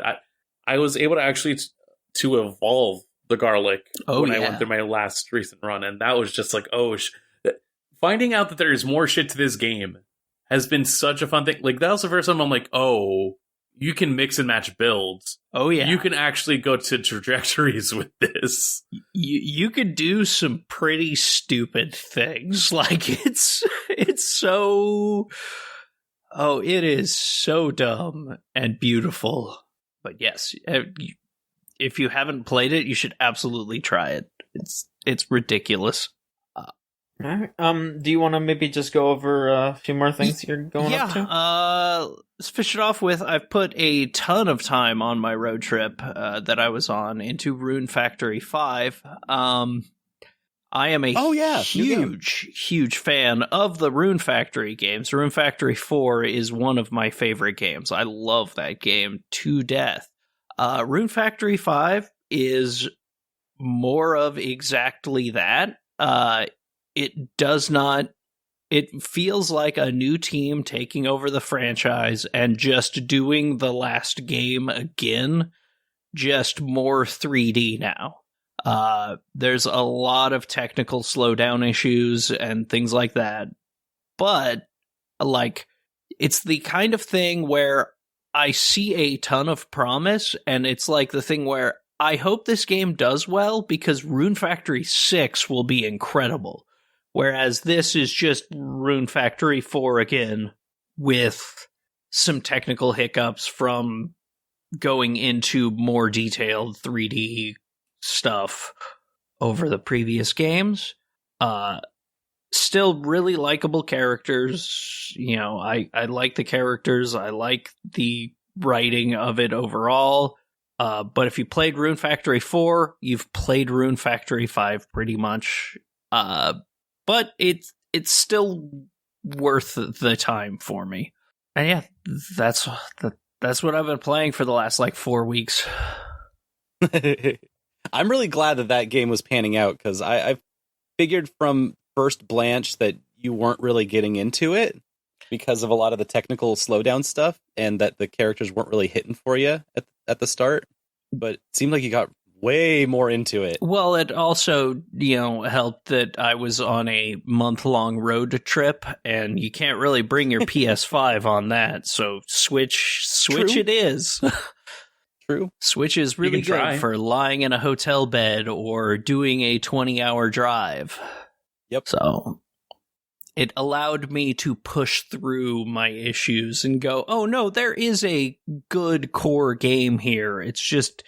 It's got a few patches it needs to fix technical issues, and then it just needs one more iteration for the company that's making them now to get their feet under them and turn it into their own thing, rather than just being kind of rehashing the last one.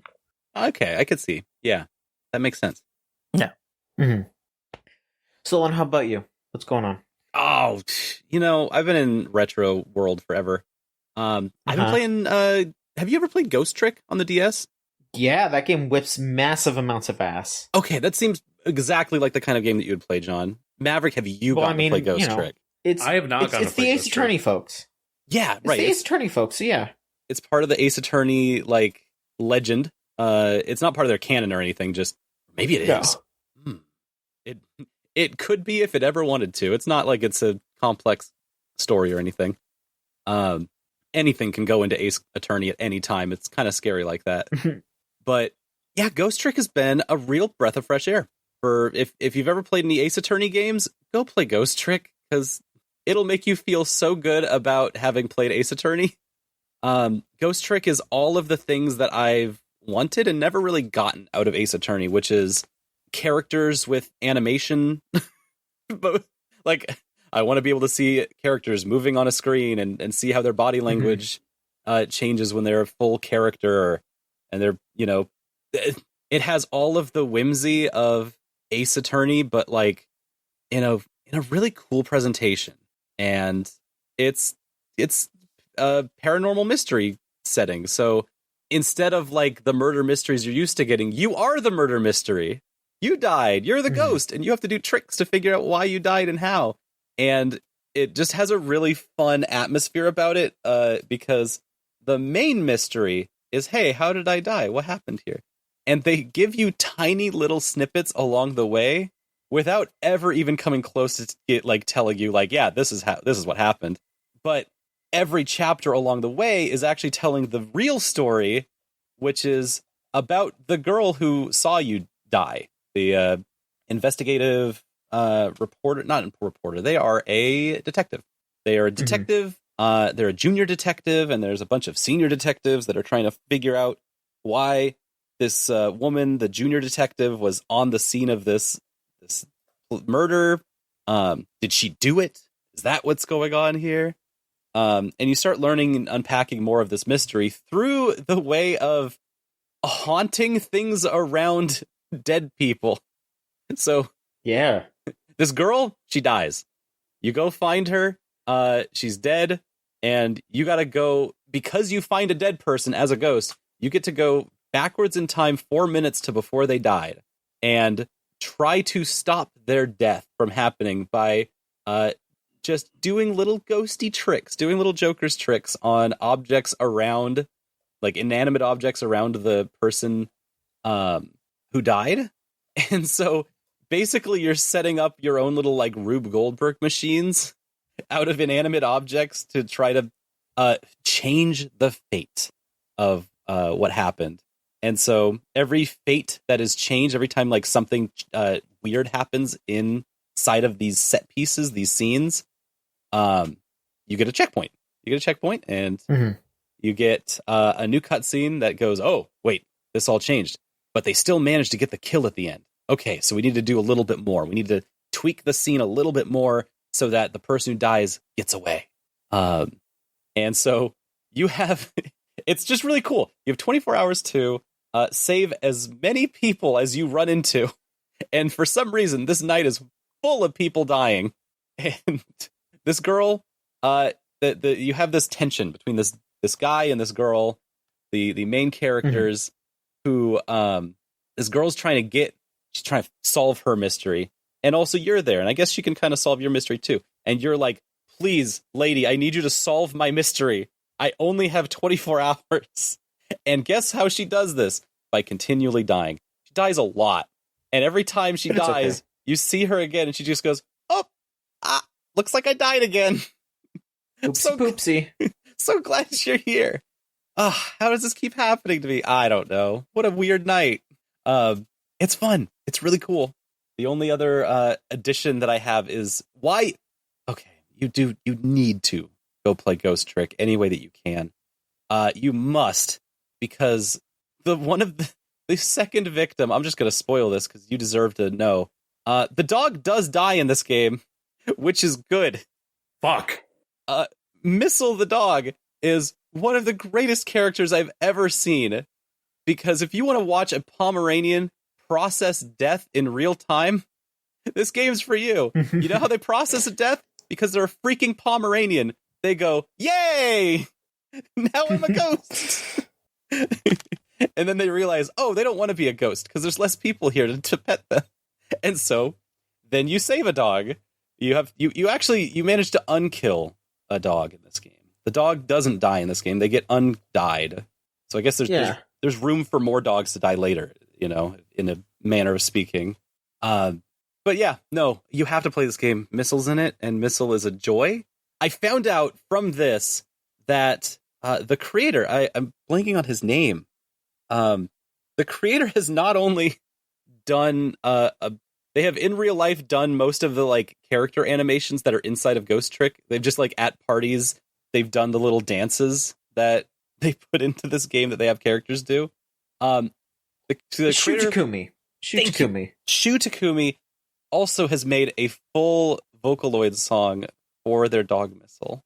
Because that dog is real. That is the real ass dog. It's a real ass dog, and this song is so cute. If you find Missile song by Shu Takumi, it is so heartwarming. But this interpretation of a Pomeranian is very perfect, and I can't wait to keep playing this game so that I can see more Missile and more of the dynamics between our ghost friend and this junior detective, because they're really cool. They're cool characters. Mm-hmm. They're cool people. Absolutely. I'm posting a picture of Shu Takumi and Missile. Aww. In the chat. Yeah, that's real life Missile. That's such a good dog. It's so good. Maverick, what else is going on with you? All right, so I know you mentioned a little bit earlier that Xenoblade Chronicles 3 is talking about Ouroboros, and it's some fancy little like biomech. Yeah. Meanwhile, I know Ouroboros as a evil secret society that is currently waging a war against every good person in Western Zemuria, and it's my job to make sure that these motherfuckers stop taking their shit across Liberl, across Crossspell, and across Erebonia. Folks, I am back in Trails of Cold Steel 4.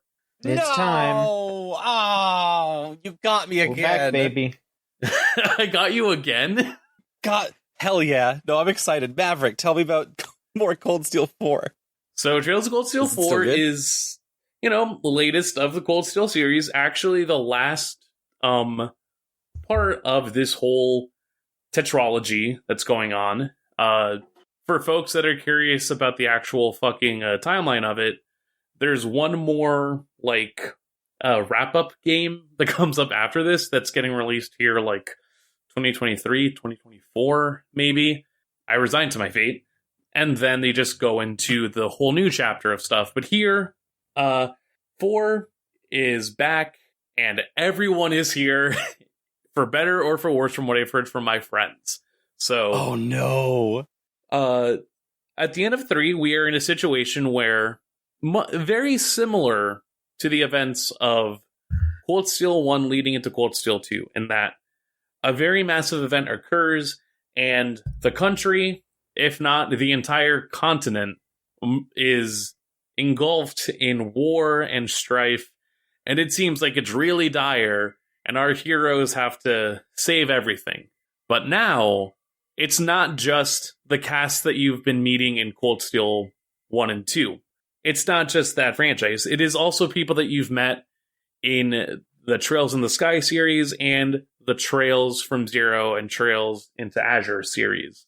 Just, whoa, an entire crossover of everything that, the last 15 years has been culminating to, in terms of just character progression, stories, and it's a lot. The game starts up. I won't get too much into spoilers, but at the very least, 4 starts you with just literally giving you the protagonists of Trails in the Sky, meeting up with the protagonist of Trails into Zero, or Trails from Zero, and they're like, all right, so we're going to do this super cool mission to go ahead and start up the resistance on our end of things. How's it looking? And you're just what the fuck is going on? I have not talked to any of y'all because I only started in Cold Steel, but you are fully voice acted and everything. I don't know what's going on. But then, after that introduction, you're at least brought back into some more Class 7 stuff. Everyone is sort of like discombobulated after the events of the end of 3, which really just get into... Everyone's feeling a little bit sad, save for your new batch of kids that are kind of just like, I mean, I can sit here and mope around, or I can at least try and do something. I'd rather try and do something. So you're off trying to at least get everyone in your branch campus together again, grouping the troops. A lot of similar beats to the events of 2, because that was a game that also followed similarly, where it's sort of just like, we are all sort of just misaligned, bent out of shape. We have to be able to regroup. We have to be able to figure out like what we want to do as a collective so that we can push forward. And then alongside that, you're also seeing a lot of just like collaboration in the techniques or the mechanics between Cold Steel 2 and 3. So 3 introduced the order system, basically another tactic that you can operate, which sort of just gives like party round buffs for a set number of turns. They can be like, increased evasion for this amount of turns, an absolute barrier for this amount of turns, magic, strength, like all these different little perks, while you can still just continue your set rotation for your group. But then alongside that, you also can upgrade those. And these are things that also take up the resource that you can use for your all-out attacks. Just like, resource management in a way that there's no one set route to take care of the max build for your characters.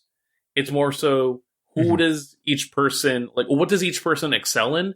And how can I make use of those strengths? There's definitely a character that is cool. The best. Yeah, no, like, any sort of guide in the past that I've tried to follow of like, what's like the best character build? It's always been a case of like, well, there's no set one. Like, there are items that you can equip that are very effective. There are items that you can equip that help the natural scaling of that character. But it's more like, you could use that same map layout and apply it to sort of like any character if you so wanted to. That's to express their best stuff. Yeah, it sounds like you can kind of build out wide across a bunch of different buffs, or you can build up really tall and have like one big buff that you put on people. Pretty much. I mean, the quartz system helps so much with that, because it's just like, the thing about it's similar to like materia, where anybody can learn cure, anyone can learn fire, anyone can learn the elements, like anyone can do that. Anyone can even have like the specific buffs, debuffs, and allotments from that as well, but it just depends on which character you want to focus that for. And some excel better naturally as a strength-based character. Some are better as just purely like taking aggro and then evading, so you can just do counterattacks all the time. Some are your more designated healers, but it's never like a set. It's never like a immediate 100%. These are the things you need in order to make the best version of this character. More so, here are the ways that you can get to this scaling if you so choose to. And then, alongside that, with your quartz system, similar to 2, you have the option to like just upgrade and make sure that you can use higher ranking quartz in that way. And the more that you upgrade your quartz unit, your Arcus unit, that also increases your amount of like mana. So there's at least incentive to actually like pay attention to that system. And coming back to that deluge of characters. So currently I have like 3 of my main kids from the 3rd game, and one not guest character, but the character, like a character that's still prominent, but is more just like, let me tag along for this leg of the journey. And I'm very curious how much of that is going to come up as I progress through the story. Because it's definitely going to be a matter of just like hopping around locations and meeting new allies, setting things up like that. But those characters also kind of have their own set quartz layouts and stuff, because they are the guest character. And you can still use them, you can still like have them around, but it's more like knowing that there is literally 2 other game series worth of protagonists to work with Mhm. I'm curious how much of that I'm able to balance with the main team that I've like gotten to know through the entirety of 3, who I also love so much for various reasons. I mean, fucking you heard about it in my Game of the Year video. They're all like extensions of the main character Reen, and they're all good ways to play off of that kind of a character. And so much of that building that is there, but then also the fact that it has to balance this status as a legacy game in a sense. Like, it is wrapping up 15 years of story. Yeah. Followed by another game that kind of does the same thing, but then is more like branched in how it like structures its epilogue. Mhm.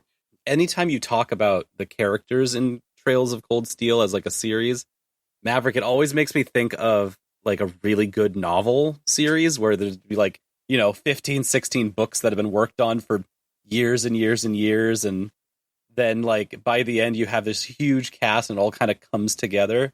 And there's not a lot of games that, have the ability to take that kind of a swing.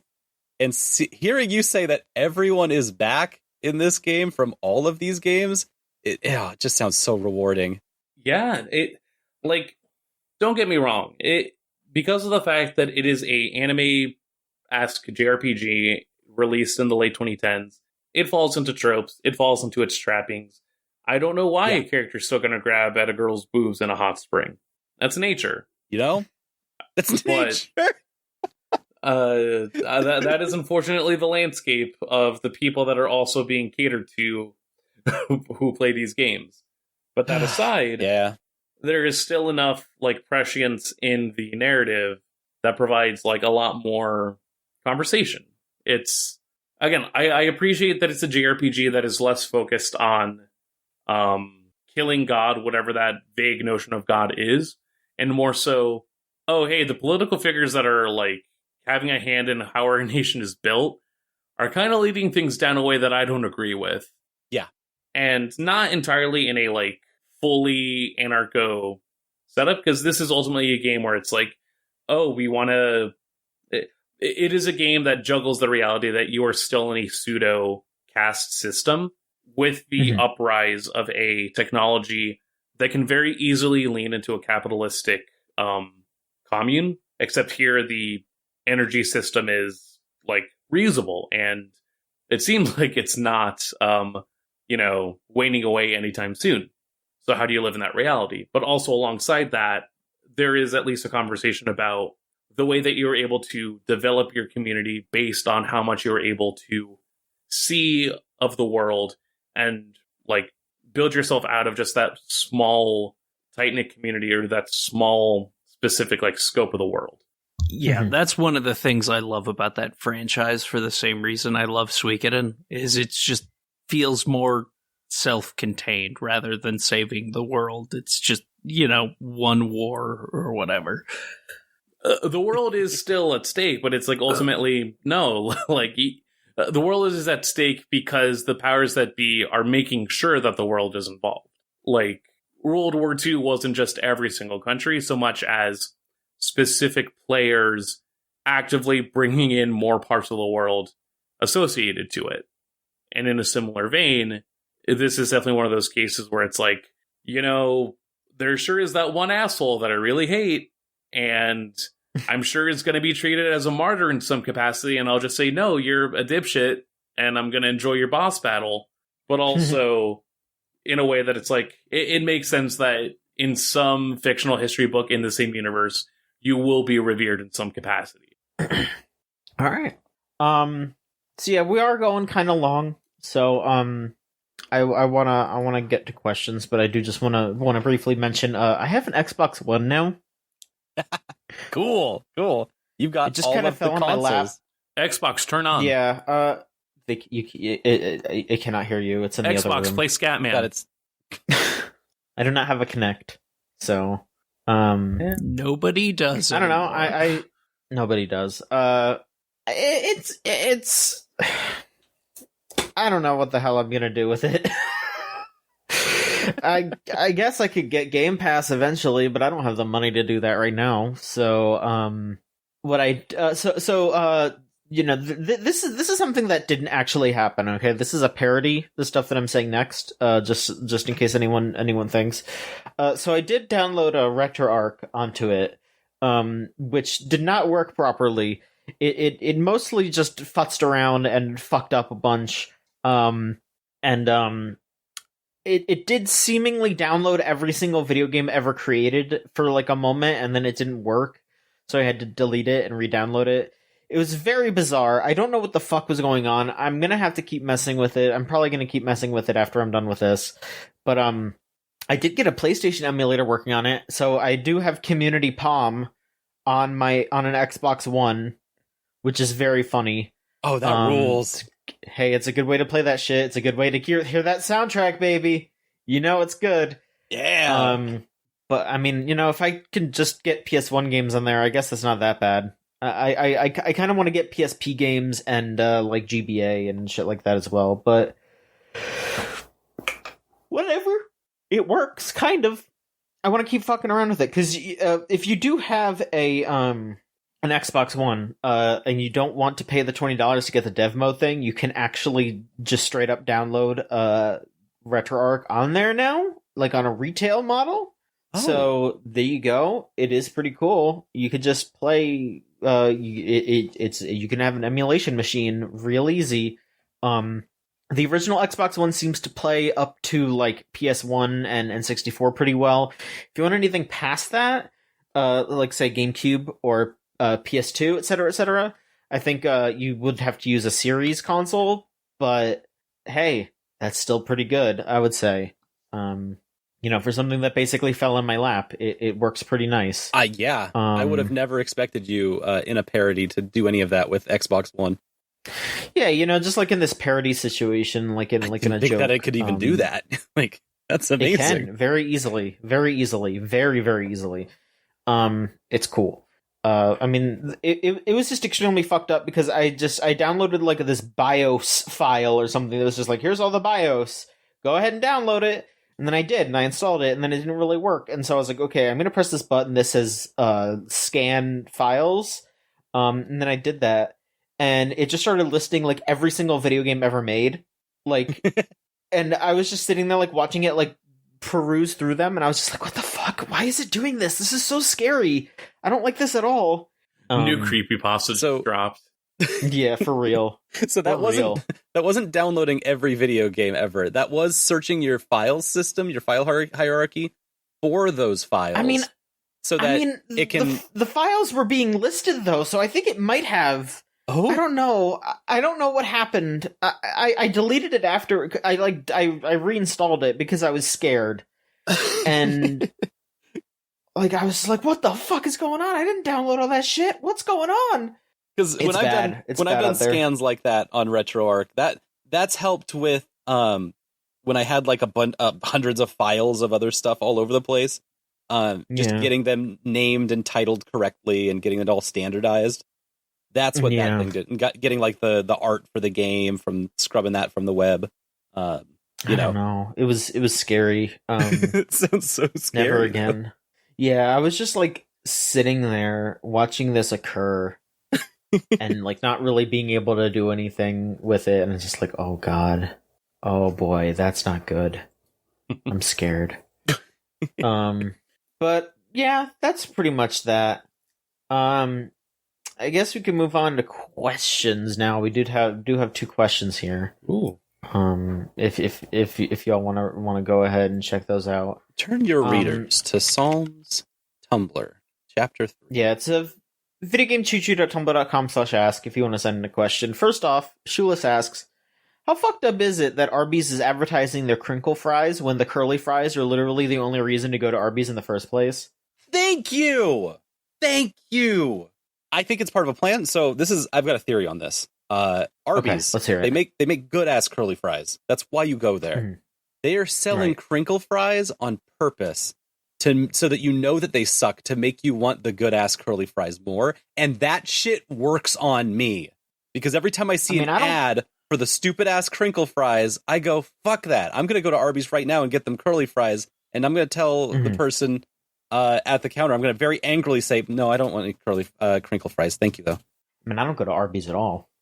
But they have the curly meats. fries. They do the have meats are fucking Yeah, they horrible. are. Oh, God. Now listen, if I need a French dip and my only resource is to go to the Arby's, I'll at least get some curly It's fries dire. with that. It's dire. I wish there was a better way to get French dips on the reg. Yep. For some places, that's the 'Cause only I place you're love going to get French like dips. you're going to get like a euro, and those euros are not that's bad. a French dip. It's But if I want a French dip, that's not a French dip. no, of course not. Of course not. They just have really weird niche sandwiches that nobody else has, and Yeah. that's like how they've carved out their place on the meats. I like the idea of a place that meats. sells hot sliced meat as its like main sandwich, and I would love for more places to But do they're that. bad. Yeah. I want more places to try that out, because if Arby's is the parent company now that is like buying other properties, because apparently like it's buying a bunch of different like other locations, it's not under the Yum Brands conglomerate yet, but Oh yeah, I don't know, it's like Yum Brands. Yum Brands or fucking half of the appeal of going to a Chick-fil-A back when like my university had it just on the reg and I was on the meal plan for it was that I wanted the waffle fries. The chicken sandwich was mid, all things considered. Yep. But I just wanted those waffle fries. Waffle fries are pretty good. And now I can just go to Popeyes, get a better chicken sandwich, and also get the Cajun fries. Yeah. All right, next question. Final question. This is from Anonymous. Will Kingdom Hearts 4 finally be what Verse 13 was supposed to be all along? No. Yeah. Probably Wait, not. Have we even talked about that? Kingdom Hearts 4. We did It's last happening. week. Oh, I'm so excited. I'm such a fool. I mean, I want like, probably Versus not entirely, 13. but it's very apparent that, in a sense, Nomura has taken Kingdom Hearts to be this project of, like, things that sort of haven't been able to be completely out. And I know, like, Versus 13 was just 15. Well, not entirely, though.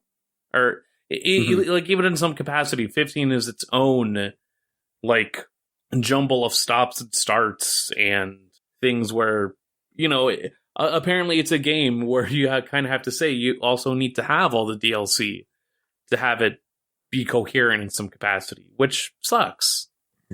Here, at least, it seems like there's more of an attempt to, again, get to whatever vision that is. And my main thing is, like, no, this isn't going to include The World Ends With You. The World Ends With You is its own thing. Mm-hmm. The Quadratum, like, Neku doesn't exist in the Quadratum. I'm sorry. Yeah, I don't fucking know.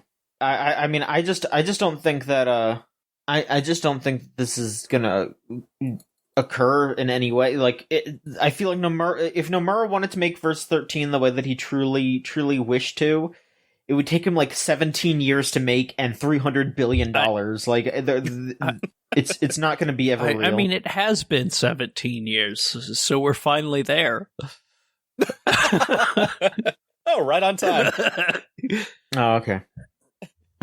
I'm just very excited because all I wanted out of Kingdom Hearts 3 was the not Disney characters, and that's what I'm getting in the trailer in Kingdom Hearts 4, and, like, that's all I wanted. Donald and Goofy died, though. Shame. Do you think Goofy's going to die again in this one, or do you think it's Donald's time to pass? Well, they both did already. Remember, in Kingdom Hearts 3, when he cast Zeta Flare, that basically used all of his life energy. Of course. Because in the nomenclature of Final Fantasy spells, Zeta Flare is the most powerful spell that Donald had at his disposal, and I believe that puts him on the same power level as, like, Bahamut. Yep. Even more A little powerful. above Bahamut. Even more powerful than Bahamut. Good for him. Yeah. So he's dead. He's used up. Yeah, he's Well, dead. he did Okay. die, and then Sora used time travel, or he used the power of awakening to reset everything. Yeah. Okay. But I'm saying that in Kingdom Hearts 4, he's dead. He's done. He's used up. They've done Okay, as much as they back, can with yeah. him. Well, they both are. He That's can't why go they're, any like, harder. going through the dark, and, like, Hades is like, what are you doing here?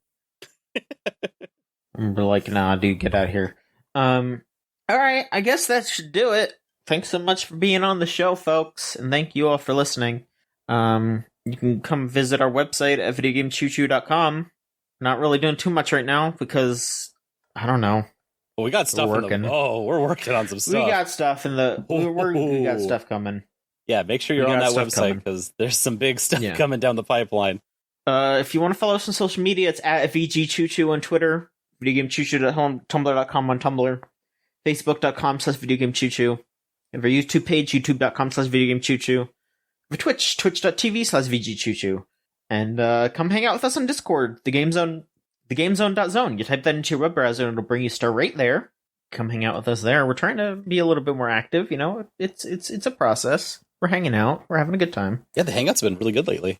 If you like what we do and you want to support us monetarily, you can go to patreon.com/VGCC and give us $3 a month for all of our stuff a week early. That is mostly our anime podcast, Unlimited Railworks, that Maverick and I are on with Rose and Elfie.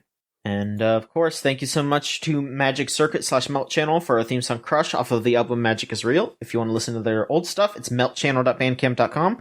And their new stuff is magic-circuit.bandcamp.com. Check it out. It's all good. So where can we find you all? We can start off with Solon. Where can we find you, Solon?